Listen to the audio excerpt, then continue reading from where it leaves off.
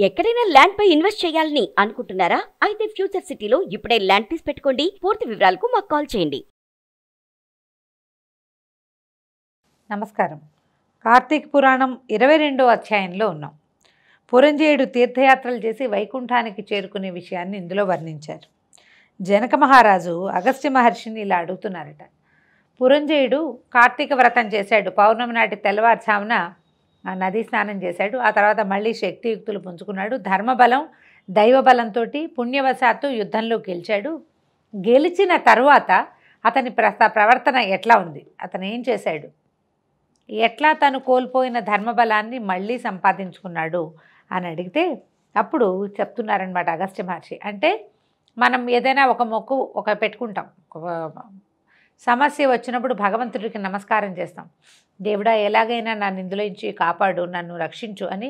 ఏదో సత్యనారాయణ వ్రతమో ఇంకోటో అక్కడికి వస్తాను ఇక్కడికి వస్తాను, తిరుమలలో నిలుదోపిడి ఇచ్చేస్తాను, ఈ సమస్య నుంచి గట్టెక్కించమని ప్రార్థిస్తాం. ప్రార్థించిన తర్వాత భగవంతుడు అనుకూలించో మనం ఆ పూజా వ్రతమో ఏమిటో చేయకుండానే అనుకోకుండా ఈ విపత్తు నుంచి గట్టెక్కిపోతాం, ప్రమాదం నుంచి బయటపడతాం. అప్పుడు మనం ఏం చేస్తాం, లోక సహజంగా వ్యక్తులు మొక్కిన మొక్కుని తీర్చుకుంటారు. కానీ ప్రవర్తనలో మార్పులు సాధించాం. మనం ఎప్పట్లాగానే ఉంటాం. మన దుష్ప్రవర్తన వల్ల, దేనివల్ల మనకి సమస్య వచ్చిందో వ్యక్తులు అసలు తెలుసుకోరు. దాని మీద మనం ఆలోచించాం. మొక్కుకుంటే నాకు ఈ పని అయ్యింది అనేది విపరీతంగా ప్రచారం చేస్తాం.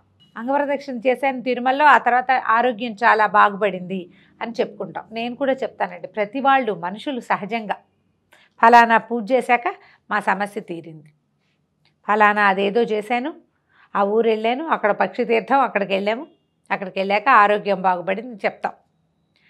అక్కడికి వెళ్ళటం వల్లే కాదు, నీ ప్రవర్తన మార్చుకుంటే మళ్ళీ మనకు ఆ సమస్య రాకుండా ఉంటుంది అనేది అసలు అడ్మిటే చెయ్యం, మనం తెలుసుకోలేకపోతాం, ఆలోచించం.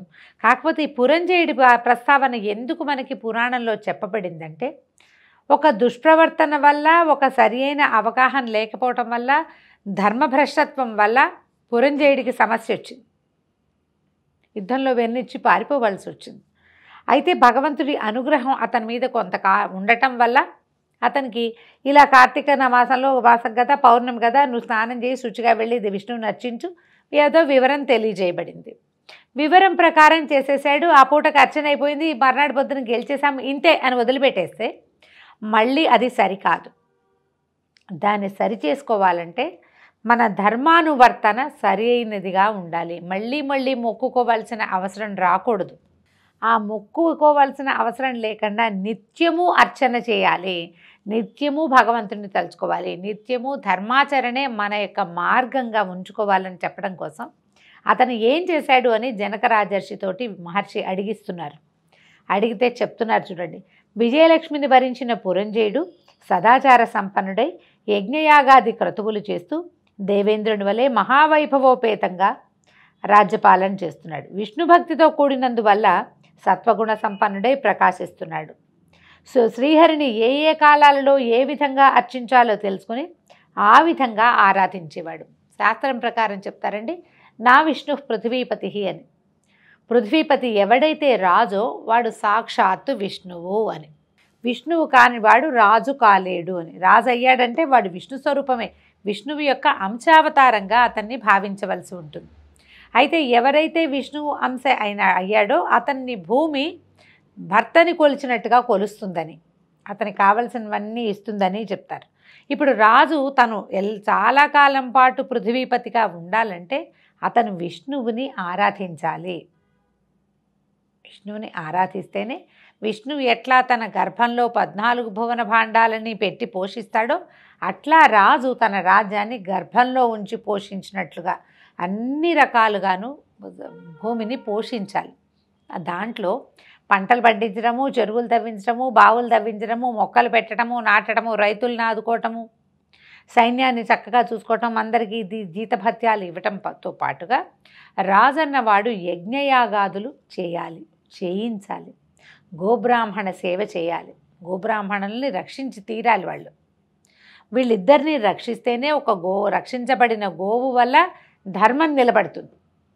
రక్షించబడిన బ్రాహ్మడి వల్ల యజ్ఞయాగాది వివరాలు జరుగుతాయి. దానివల్ల సంతోషించబడినటువంటి దేవతలు వృష్టిని కురిపిస్తారు, వర్షాన్ని.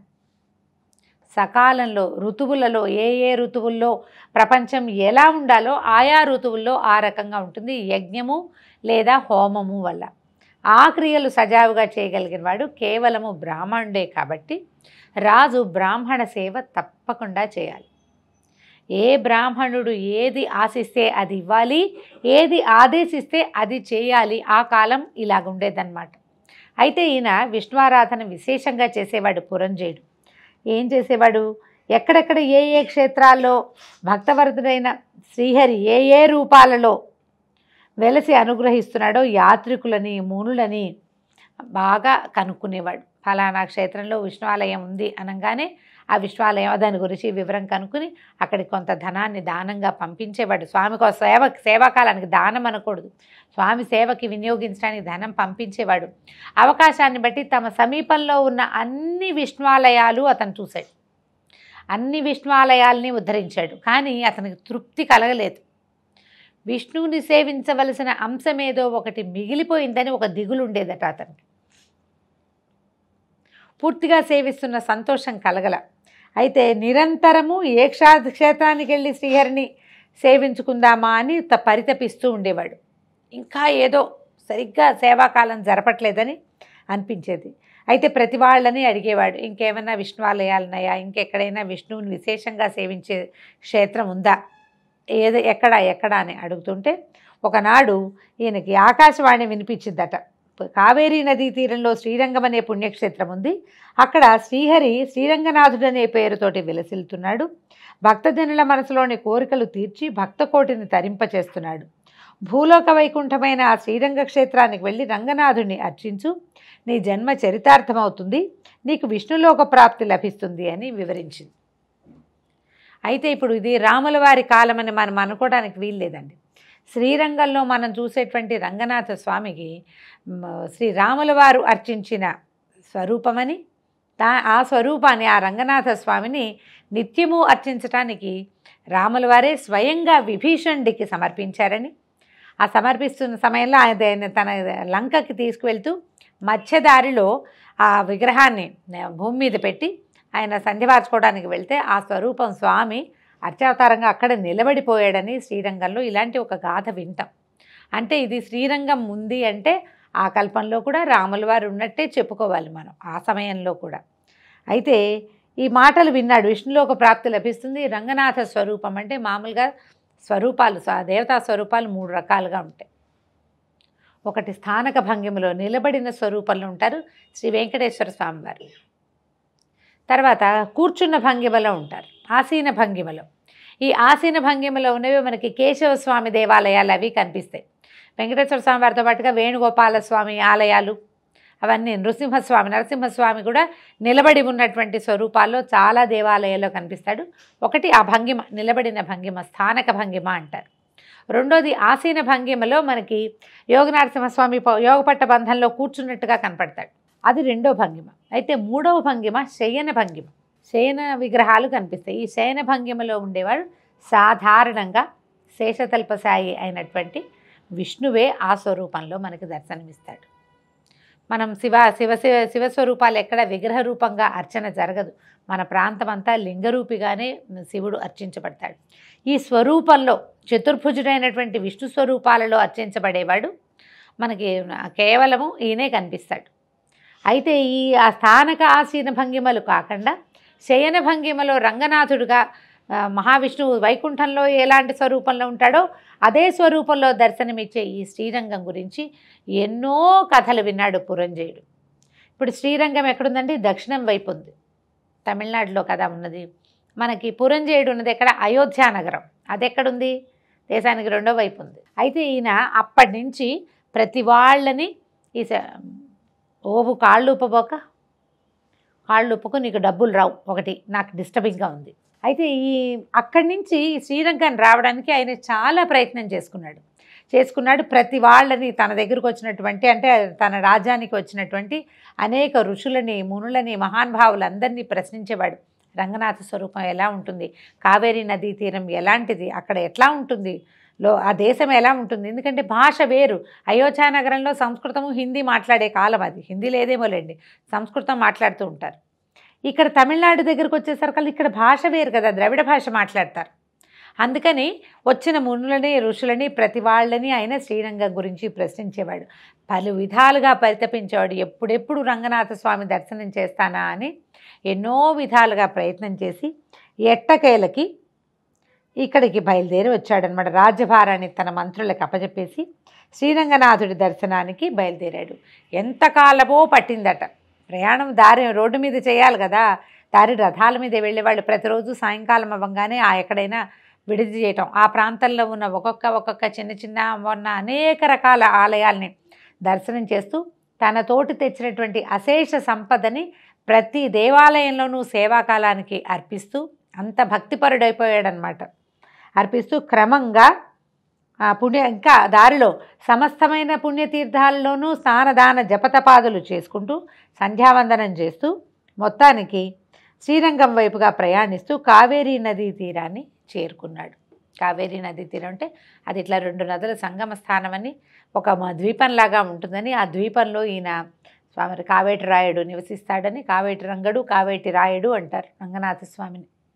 ఆ కావేరీ నదీ జలాలతోటే స్వామికి నిత్యము అభిషేకం చేస్తారు. పొద్దున్నే ఒక ఏనుగు వస్తుంది నీళ్లు తీసుకెళ్ళటానికి. నీళ్ళు తీసుకెళ్తే ఆ ఏనుగే లోపలికి అందిస్తుంది. అక్కడ స్వామివారికి ప్రతిరోజు కావేరీ జలాలతోటే అభిషేకం ఇస్తారు. కావేరీ నది విరజా నది అని చెప్తారు. కావేరి భూలోకంలో ఉన్నటువంటి కావేరి లోపల పైన ఉన్నటువంటి గంగా నదితోటి సమానమని, ఆ జలాలతోటి అభిషేకమే ఆయనకి అత్యంత ప్రీతిపాత్రమని తెలుసుకొని కావేరీ జలాలలో స్నానం చేసి తర్వాత అక్కడే సంధ్యావందనం చేసుకుని కావేరీ జలాలతో తమ పితరులకి తర్పణాలు, సూర్యుడికి అర్ఘ్యాన్ని సమర్పించి ఈయన ఏం చేశాడు, భక్తి శ్రద్ధలతోటి స్నానదాన జపతప హోమ ఆరాధనలన్నీ విశేషంగా చేశాడు. ఈయన పురంజయుడు అదృష్టవశాత్తు ఆయన అక్కడికి చేరే కాలం కార్తీక మాసమైంది. అందుకని కార్తీకంలో కావేటి స్నానం చాలా అమోఘమైన ఫలితాన్ని ఇస్తుంది అని చెప్తారు. ఈయన కూడా అదే సమయానికి అక్కడికి వెళ్ళాడనమాట.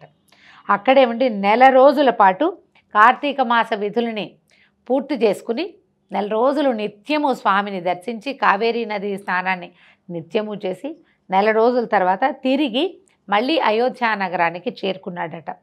పురంజయుడు నిరంతరము శ్రీరంగ వాసుదేవ శ్రీహరి లక్ష్మీవల్లభ ఆపతోద్ధారక శ్రీరంగనాథ అంటూ నిరంతరము శ్రీహరిని ధ్యానిస్తూ మంత్రి సామంతులతో సంప్రదిస్తూ రాజ్యాన్ని ప్రజారంజకంగా పరిపాలిస్తూ క్రమంగా వైరాగ్యాన్ని పొందాడు. ఏటా కావేరీ నది స్నానానికి కార్తీక మాసంలో ప్రయాణం అయ్యేవాడట. వెళ్ళడానికి 2 నెలలు, రావడానికి 2 నెలలు, అక్కడ 1 నెల, మొత్తం 5 నెలల కాలాన్ని ఈ రంగయాత్రలోనే గడిపేవాడు. ఇలా చాలా సంవత్సరాలు తిరిగిన తర్వాత ఆయనకు వృద్ధాప్యం మీద పడింది. తర్వాత వైరాగ్యాన్ని పొందాడు. నిరంతరము హరినామస్మరణ చేస్తూ కాలం గడిపేవాడు. వయసు పెరిగి వార్ధక్యం మీద పడ్డాక భక్తిభావన కూడా పెరిగింది. కుమారుడికి పట్టాభిషేకం చేసి పౌత్రాదుల మమకారాన్ని తుంచేసుకున్నాడు.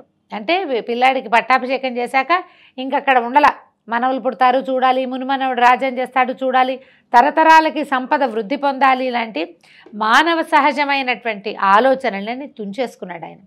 శ్రీహరే నాకు నిత్య నైమిత్తిక కర్మలన్నిటికీ శ్రీహరే పాత్రుడు, ఆయనకే చేయాలి అని భావించి ఏం చేశాడు, వానప్రస్థానికి స్వాగతంగా పలికాడు. వానప్రస్థం అంటే సాధారణంగా ఏం చేసేవాళ్ళు, రాజ్యాన్ని పిల్లలకు అప్పచెప్పాక అరణ్యానికి వెళ్ళిపోయి కేవలము తపంతో గడిపి ఎప్పుడో జీవితాన్ని వదిలిపెట్టేవాళ్ళు. వీళ్ళు మరణించారు అనే సంగతి నగరానికి వార్త వచ్చేది. కుమారుడు వెళ్ళి తర్వాత సంస్కారాలన్నీ చేసేవాళ్ళు. ఈ రాజులు కోరుకోలేదనుకోండి కుమారులు రావాలని, వారితోటి ఎవరున్నారో వాళ్లే సంస్కారాలు నిర్వహించేసేవాళ్ళు. వార్త వెళ్ళేది. కుమారులు కేవలం కర్మాంతరాలు నిర్వహించేవాళ్ళు తప్ప ఇక సంస్కారాల ఆలోచన కూడా చేసేవాళ్ళు కాదు. కొంతమంది ఇచ్ఛామరణాన్ని కూడా పొందేవాళ్ళు. ఆ కాలపు పద్ధతి అది.